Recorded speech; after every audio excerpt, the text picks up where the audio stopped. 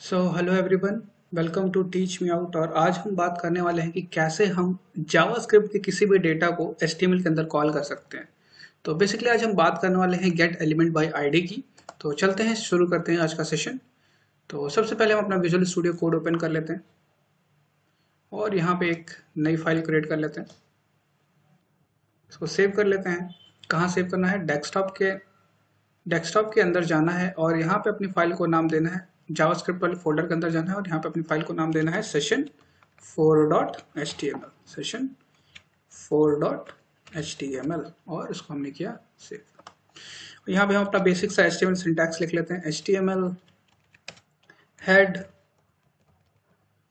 Title लेते हैं JavaScript और यहाँ पे हेड के बाहर जाते हैं और यहाँ डिफाइन करते हैं बॉडी।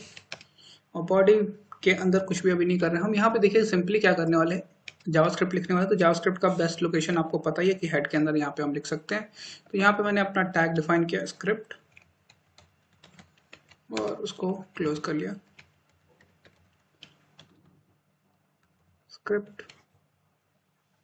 और यहाँ पे देखिए मैं करने क्या वाला हूँ, मैं यहाँ पे एक फंक्शन बनाने वाला हूँ। उस फंक्शन के अंदर बेसिकली डेट कॉल करने वाला हूँ। उस फंक्शन के अंदर बेसिकली सिस्टम का डेट उठाऊंगा, मैं यहाँ से सिस्टम का डेट उठाऊंगा और उसको मैं यहाँ पे बॉडी के अंदर कॉल कराऊंगा। जब मैं बटन प्रेस करूँ तो ये फंक्शन कॉल हो और उसके अंदर जो भी डेटा सेव हो डेट के अंदर उसको हम गेट एलिमेंट बाय आईडी के थ्रू यहाँ पे कॉल कराएंगे। कहाँ पे? बॉडी के अंदर। तो देखिए क्या करने वाला हूँ, यहाँ पे एक फंक्शन बनाने वाला हूँ। तो हम बेसिकली फंक्शन कीवर्ड का यूज करते हैं। तो फंक्शन का नाम दिया मैंने फन और यहाँ पे मैंने किया document dot get element by ID और यहाँ आईडी मैंने दी है demo dot inner HTML is equals to date. देखिए मैं समझा देता हूँ ये है क्या चीज। देखिए डॉक्यूमेंट जो है वो क्या पॉइंट कर रहा है, वो इस करंट डॉक्यूमेंट को, जो सेशन 4 बना हुआ है इस करंट डॉक्यूमेंट में क्या कर रहा है, gate element by ID. Element को आईडी के नाम से गेट करो और आईडी का नाम क्या दिया है मैंने, डेमो। कहाँ पे कॉल करने वाला हूँ इसको मैं, इनर HTML के अंदर। कहाँ पे कॉल करूंगा मैं इसको, HTML के अंदर। तो यहाँ ये HTML, इसके अंदर मैं इसको कॉल करूंगा और बेसिकली इसके पास डेमो के पास होगा क्या, ये डेट होगा। ये जो डेट फंक्शन है वो क्या रिटर्न करता है, सिस्टम का करंट डेट एंड टाइम। तो देखिए मैं यहाँ पे क्या कर रहा हूँ, एक बटन बना ले रहा हूँ। Button type is equals to button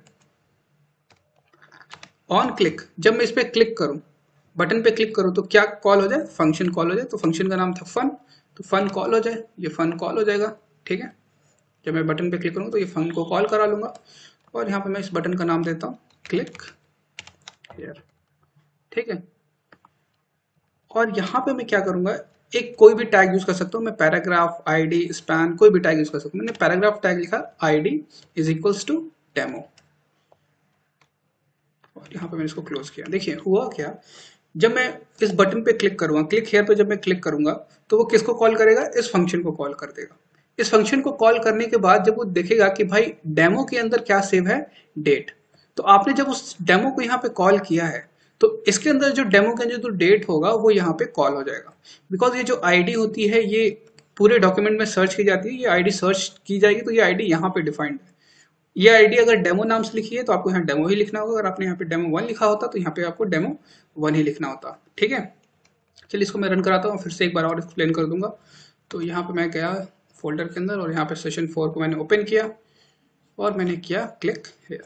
देखिए करंट डेट एंड टाइम उठ के आ गया। ठीक है, अगर आप ये नहीं लिखते, अगर आप ये चीज डिफाइन, ये जो लिखा हुआ है पैराग्राफ वाला टैग, अगर आप ये नहीं लिखते तो देखिए क्या होता, आपका फंक्शन कॉल होता, कोई प्रॉब्लम नहीं था, लेकिन आपका ये डेट लिख के नहीं आता। क्यों? क्योंकि डेट और टाइम कहाँ सेव्ड है, इस डेमो वाले के अंदर। अगर आप इसको कॉल नहीं करोगे तो ये डेट और टाइम कॉल नहीं करेगा। ठीक है, फंक्शन कॉल हो रहा है लेकिन इसके अंदर ये जो डेमो 1 है वो कॉल नहीं हो रहा है। आप यहाँ पे पैराग्राफ टैग के अलावा कोई भी टैग यूज कर सकते हो, कोई जरूरत नहीं है कि आप पैराग्राफ टैग यूज करो। देखिए मैंने स्पैन टैग का यूज कर लिया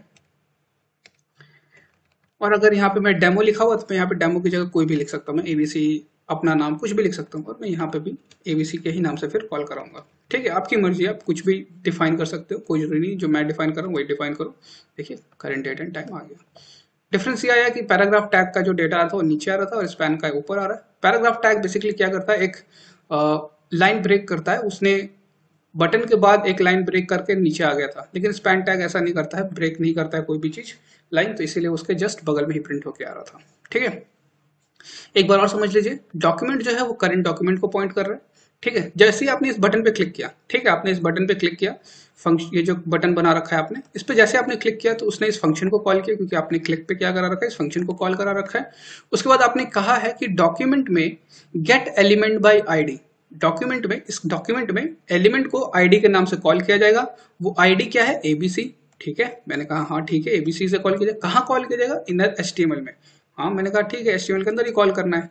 उसके बाद क्या कहा गया है कि क्या आईडी के अंदर है, क्या बेसिकली आईडी के अंदर क्या है, डेट। तो उसने डेट को आईबीसी के अंदर स्टोर किया था, तो आप जब आईडी को कॉल करते हो तो वो आपको डेट दे देता है यहाँ पे।